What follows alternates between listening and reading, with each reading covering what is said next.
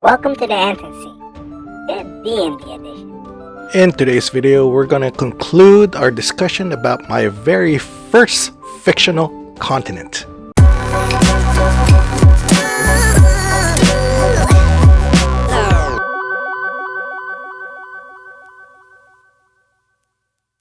Oh, thank God, all of this is finally gonna be over with. Oh, I feel excited and sad, both at the same time, as if I was about to finish a very fulfilling journey.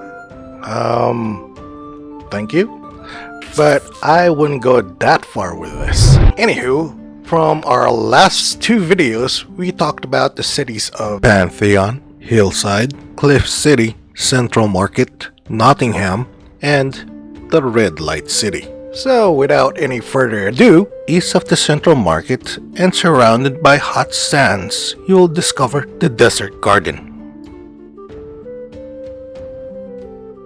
Untouched by wars, the Desert Garden is literally a large oasis in the middle of a vast desert, being that wells and springs are the lifeline of this region. A grand cavern was excavated underneath the city to gain access to multiple aquifers. The people of the Desert Garden spend most of their days tending their gardens at leisure, enjoying the pleasant cool breeze under the canopy of towering ancient trees. House Liranda is highly revered in this region, and the most dominant guild here is the Celestia Conclave. Farther east, close to the edge of the continent, you'll stumble upon the Forgotten Valley.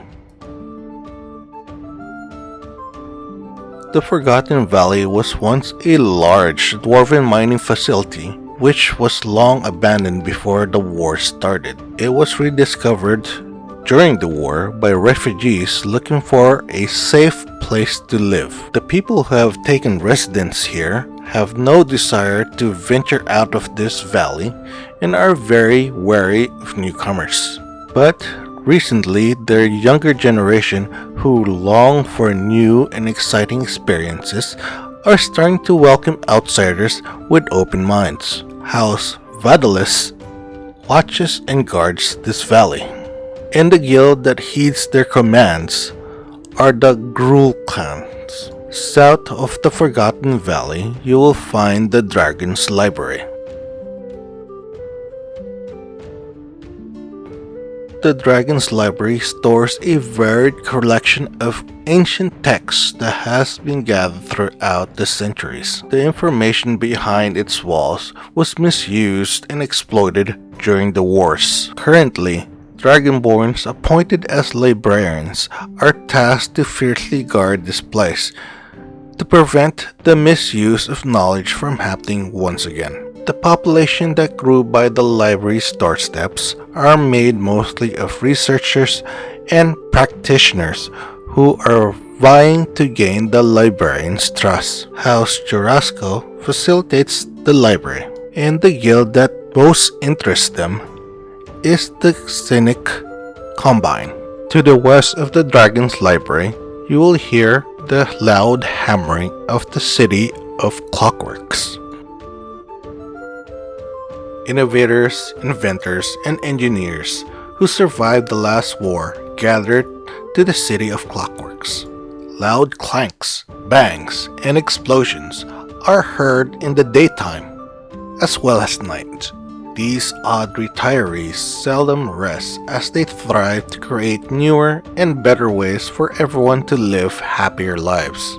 With great regret for creating tools of mass destruction, they work tirelessly to create even the most trivial gadget that may bring a smile on a child's face. House Kenneth leads the eccentric citizens of Clockwork, and the most active guild in this area is the Izzet League.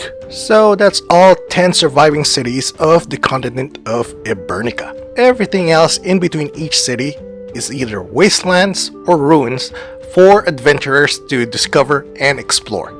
All of this sounds like a very good start for a long homebrew campaign.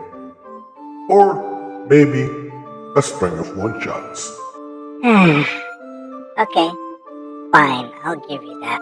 There's a lot on this map that's left to the imagination. So I do imagine that your players will have plenty of stuff to do. Well, imagination is the biggest part of this game. And with that, thank you for watching this video. Don't forget to like, comment, and subscribe. And we'll see you In the dungeon someday.